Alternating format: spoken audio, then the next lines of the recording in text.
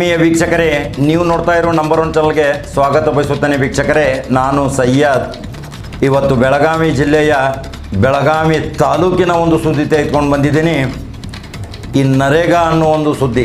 ಈ ನರೇಗಾದಲ್ಲಿ ಯಾವ ರೀತಿ ಕೋಟ್ಯಾಂತರ ರೂಪಾಯಿ ಲೂಟಿ ಮಾಡ್ತಾರೆ, ಅದರಲ್ಲಿ ಅಭಿವೃದ್ಧಿ ಅಧಿಕಾರಿ ಅಂತ ನೇರ ನೇಮಕಾತಿಯಾದವರು KPSCಯಿಂದ ನೇರ ನೇಮಕಾತಿಯಾಗಿ ಜನರಿಗೆ ಒಂದು ಅನುಕೂಲ ಮಾಡಿಕೊಡುವ ಈ PDOಗಳ ದರ್ಬಾರ. ಈ ಹಿಂದೆ ಕಳೆದ ಒಂದು 8-10 ವರ್ಷ ಹಿಂದೆನೂ ಸಹಿತ ಇವರು ಅಮಾನತುಗೊಂಡಿದ್ದರು. ಅಮಾನತುಗೊಂಡ ತಕ್ಷಣವೂ ಯಾವುದೇ ಅವರ ಮೇಲೆ ಕ್ರಮ ಆಗಲಿಲ್ಲ.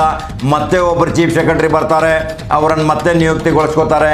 ಇವೆಲ್ಲವನ್ನು ನೋಡಿದಾಗ ಯಾವ ರೀತಿ ಅವರ ಮೇಲೆ ಈಗ ರಿಕವರಿ ಹಾಕಲಾಗಿದೆ, ಯಾವ ಆಧಾರದ ಮೇಲೆ ಅವರನ್ನು ಸಸ್ಪೆಂಡ್ ಮಾಡಲಾಗಿದೆ.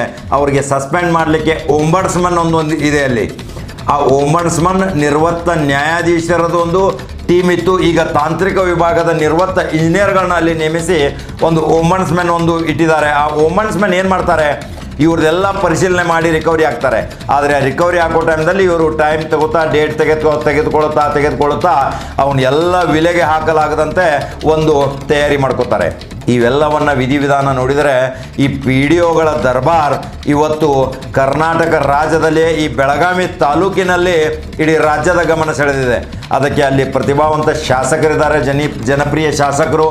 ಅಭಯ್ ಪಾಟೀಲ್ ಅವರು ಈಗಾಗಲೇ ಅದನ್ನು ಸರ್ಕಾರಕ್ಕೆ ವರದಿ ಸಲ್ಲಿಸಿ ಕೇವಲ ಅಮಾನತುಗೊಳಿಸಿದ್ದಾರೆ. ಈಗ ಅವ್ರ ಮೇಲೆ ಕ್ರಿಮಿನಲ್ ಮೊಕದ್ದಮೆ ಹಾಕಿ ಜೈಲಿಗಟ್ಟುವಂಥ ಕೆಲಸನೂ ಮಾಡಬೇಕು. ಯಾಕೆ ಹೇಳಿ, ಅವರು ಅಂದಾಜು ಸಮಿತಿ ಅಧ್ಯಕ್ಷರು ಆಗಿದ್ದಾರೆ. ಅಂದಾಜು ಸಮಿತಿ ಅಧ್ಯಕ್ಷರಾದರೆ ಅವರು ಕರ್ನಾಟಕ ರಾಜ್ಯದ ವಿಧಾನಸಭೆಯ ಕರ್ನಾಟಕ ರಾಜ್ಯದ ಎಲ್ಲ ಲೆಕ್ಕಪತ್ರಗಳ ಅಂದಾಜು ಸಮಿತಿ ಅಧ್ಯಕ್ಷರು. ಅದು ಸಂಪುಟ ದರ್ಜೆಯ ಸ್ಥಾನಮಾನ ಸಹಿತ ಹೊಂದಿರುತ್ತೆ. ಅದಕ್ಕೆ ಅವರೇ ಸಂಪೂರ್ಣ ಒಂದು ಉಸ್ತುವಾರಿ ತೆಗೆದುಕೊಂಡಂಗೆ ಆಗುತ್ತೆ. ಅದನ್ನು ಅವರು ತಕ್ಷಣ ಮಾಡಬೇಕು. ಈ PDOಗಳನ್ನು ಮೊದಲು ಕ್ರಿಮಿನಲ್ ಮೊಕದ್ದಮೆ ಹಾಕಬೇಕು. ಇವ್ರದ್ದು ಏನು ಐಷಾರಾಮಿ ಜೀವನ, ಏನು ಇವರು ಹಾಕ್ಕೊಳ್ಳೋ ಪ್ರತಿಯೊಂದು ಇವರ ಹತ್ತಿರ ಇರುವಂಥ ಒಂದೊಂದು ಮೊಬೈಲ್ಗಳು ದುಬಾರಿ, ಇವರ ವೆಚ್ಚ ಖರ್ಚು ನೋಡಿದರೆ ಬಹಳ ಐಷಾರಾಮಿ ಜೀವನ ಸಹಿತ ಮಾಡ್ತಾರೆ ಇವರು. ಇವ್ರಿಗೆ ಎಷ್ಟಿದೆ ವೇತನ, ಎಲ್ಲಿಂದ ಬರುತ್ತೆ? ಜಮೀನುಗಳನ್ನು ಇವರು ಯಾವುದೇ ಒಂದು ಸರ್ಕಾರಕ್ಕೆ ರೆವಿನ್ಯೂ ಕೊಡಲಾರ್ದಾಗೆ ದುಡ್ಡು ಅಲ್ಲಲ್ಲೇ ತಿಂದು ಅದನ್ನು ವಿಲೆ ಮಾಡ್ತಾರೆ. ಒಂದೊಂದು ಎಕರೆ ಗಂಟಲೆ ಎಷ್ಟೋ ಪ್ಲಾಟ್ಗಳನ್ನ ಹಾಕಿ ಅದು ಸರ್ಕಾರಕ್ಕೆ ಸಂದಾಯ ಸಹಿತ ಆಗುವಂಥ ಕರವನ್ನು ಇವರು ಮಾಡೋದಿಲ್ಲ. ತಮ್ಮ ಕರವನ್ನು ವಸೂಲು ಮಾಡಿಕೊಂಡು ಇಂಥದ್ದೆಲ್ಲ ಮಾಡ್ತಾರೆ. ಈ ಹಿಂದಿಂದ ಒಂದು ಸ್ಟೋರಿ ಹೇಳ್ತೀನಿ. ಡಾಕ್ಟರ್ ಏಕರೂಪ್ ಕೌರ್ ಇದ್ದರು, IAS ಮುಖ್ಯ ಕಾರ್ಯದರ್ಶಿ ಬೆಳಗಾವಿ ಜಿಲ್ಲಾ ಪಂಚಾಯತ್. ಆವಾಗ ನರೇಗಾ ಮನಮೋಹನ್ ಸಿಂಗ್ ಪ್ರಧಾನಮಂತ್ರಿ ಇದ್ದಾಗ ಕೋಟ್ಯಾಂತರ 100 ಕೋಟಿ ರೂಪಾಯಿ ಬೆಳಗಾವಿಗೆ ಬಂತು. ಆವಾಗ ಒಬ್ಬರು DS1 ಇದ್ದರು, ಅವರು ಇನ್ನೂ ಇದ್ದಾರೆ ಅಲ್ಲೇ ಬೆಳಗಾವಿ ಜಿಲ್ಲೆಯಲ್ಲೇ ಅಪಾಯಿಂಟ್ಮೆಂಟು, ಬೆಳಗಾವಿ ಜಿಲ್ಲೆಯಲ್ಲೇ ರಿಟೈರ್ಮೆಂಟು. ಅವರು ಕೋಟ್ಯಾಂತರ ರೂಪಾಯಿ ಗೋಲ್ಮಾಲ್ ಮಾಡಿದಾಗ ಅವ್ರ ಮೇಲೆ ಸರಣಿ ಮಾಧ್ಯಮದಲ್ಲಿ ಬಂತು. ಆವಾಗ ಎನ್ಕ್ವೈರಿ ಪ್ರಾರಂಭ ಆಯಿತು. ಅವರು ಇನ್ನು ಇದನ್ನು ಮರೆಮಾಚಲಿಕ್ಕೆ ತಕ್ಷಣ ಅಲ್ಲಿಂದ ಪಲಾಯನಗೊಂಡು ಧಾರವಾಡದಲ್ಲಿ ಒಂದು ಹೆಸರಿಗೆ ಒಂದು ಹುದ್ದೆ ತೆಗೆದುಕೊಂಡ್ರು. ಒಂದು 2 ವರ್ಷ ಶಾಂತಿದ್ರು. ಆಮೇಲೆ ಮತ್ತೆ ಅದು ತಮ್ಮ ಪ್ರಕರಣ ಜನರ ಬಾಯಿಂದ ಶಾಂತ ಆದಾಗ ಮತ್ತೆ ಈಗ ಬೆಳಗಾವಿಗೆ ಒಕ್ಕರಿಸಿ ಈಗ ಪದೋನ್ನತಿ ಹೊಂದಿದಾರಂತೆ. ಅಂಥವ್ರನ್ನು ಮೊದಲು ಕ್ರಿಮಿನಲ್ ಮೊಕದ್ದಮೆ ಹಾಕಿ ಮೊದಲು ಜೈಲಿಗೆ ಕಟ್ಟಬೇಕು. ಅದನ್ನು ಅಭಯ್ ಪಾಟೀಲ್ ಮೊದಲು ಮಾಡಬೇಕು. ಇವ್ರಿಗೆಲ್ಲರಿಗೂ ಕುಮ್ಮಕ್ಕಿರೋದು ಅಲ್ಲಿ ಇರುವಂಥ DS1 DS2 ಇಂಥ ಹುದ್ದೆಗಳು. ಇದು ನರೇಗಾದಾಯಿತು ವೀಕ್ಷಕರೇ. ಇನ್ನು ಆರೋಗ್ಯ ಇಲಾಖೆಯ ಹಗರಣ ಈಗ ಮುಖ್ಯ ಕಾರ್ಯದರ್ಶಿ ದರ್ಶನ್ ಅವರಿಗೆ ಅದು ಮಾಡಲಿಕ್ಕೆ ಸಾಧ್ಯವಿಲ್ಲ. ಯಾಕೆಂದರೆ ದರ್ಶನ್ ಅವರು ಡಾಕ್ಟರ್ ರಾಜೇಂದ್ರ ಹಾಗೆ ನೇರ ದಿಟ್ಟ ನಿಲುವಿನವರು ಅಲ್ಲ. ತಕ್ಷಣ ಕ್ರಮ ತೆಗೆದುಕೊಳ್ಳಲಿಕ್ಕೆ ಹಿಂದೆಟಾಗ್ತಾರೆ. ದರ್ಶನ್ ಅವರು ಒಂದು IAS ಇದ್ದಾರೆ. ಅವರು ಆರೋಗ್ಯ ಇಲಾಖೆಯ ಹಗರಣಗಳನ್ನು ಎಳೆಯಾಗಿ ನಾವು ಬಿಚ್ಚಿಟ್ರೆ ಯಾವ ಕ್ರಮ ತೆಗೆದುಕೊಳ್ತಾರೆ ಅದಕ್ಕೆ ಅವರು ನಮ್ಮ ಜೊತೆ ಮೊದಲು ಮಾತಾಡಬೇಕು.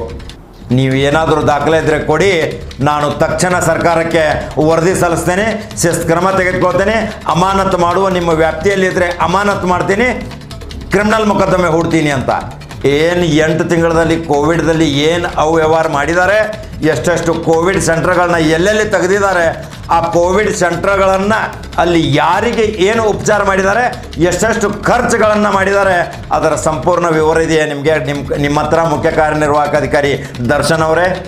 ನಿಮ್ಮ ಮೇಲೆ ಒಂದು ಭಾಳ ಸಣ್ಣ ವಯಸ್ಸಿನಲ್ಲಿ ನೀವು IAS ಆಗಿದ್ದೀರಿ, ಅಪಾರ ಗೌರವವಿದೆ ನಮಗೆ. ಆದರೆ ನಿಮ್ಮ ಆಡಳಿತದ ಚುರುಕು ಇಲ್ಲ. ನೀವು ನೇರವಾಗಿ ಅನಿರೀಕ್ಷಿತ ದಾಳಿ ಮಾಡೋದಿಲ್ಲ, ಅನಿರೀಕ್ಷಿತ ಭೇಟಿ ಕೊಡೋದಿಲ್ಲ ಯಾವುದೋ ಪಂಚಾಯಿತಿಗೆ. ಅದನ್ನು ನೀವು ಮೊದಲು ಮಾಡಬೇಕು. ಅಲ್ಲಿ PDOಗಳನ್ನು ಮೊದಲು ಸೆದೆಬಡಲಿಕ್ಕೆ ಒಂದು ವ್ಯೂಹವನ್ನು ರಚನೆ ಮಾಡ್ಕೋಬೇಕು. ಅದರ ನಂತರ ನೀವು ಮೇಲಿರ್ತೀರ, ನಿಮ್ಮ ಕೆಳಗಡೆ ಇರುವಂಥ 2 ಕೊಠಡಿಯಲ್ಲಿ ನಡೆಯುತ್ತಿರುವ ಕರಾಳ ಕೃತ್ಯಗಳು, ಅಲ್ಲಿ ಲೇವಾದೇವಿ ವ್ಯವಹಾರಗಳನ್ನು ನೋಡಿದರೆ ನೀವು ಬೆಚ್ಚಿ ಬೀಳ್ತೀರಾ.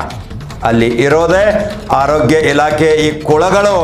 ಅವು ಯಾವ್ಯಾವ ಪ್ರೋಗ್ರಾಮ್ಗಳಲ್ಲಿ, ಯಾವ್ಯಾವ ಸ್ಕೀಮ್ಗಳಲ್ಲಿ, ಯಾವ್ಯಾವ ರೀತಿ ಅವರು ಲೂಟಿ ಮಾಡಿದ್ದಾರೆ ಅದರ ಸಂಪೂರ್ಣ ವಿವರವಾದ ವರದಿ ನಿಮಗೆ ನೇರವಾಗಿ ದಾಖಲೆ ಸಮೇತ ನಾನು ಕೊಡ್ತೀನಿ. ನೀವು ತಕ್ಷಣ ಅದರ ಬಗ್ಗೆ ಕ್ರಮ ತೆಗೆದುಕೊಳ್ಬೇಕು. ಇದು ಬೆಳಗಾವಿ ಜಿಲ್ಲೆಯಲ್ಲಿ ಆದಂಥ ಘಟನೆ. ಇಡೀ ಕರ್ನಾಟಕ ರಾಜ್ಯಾದ್ಯಂತ ಇದು ಹಬ್ಬಿರಬಹುದು.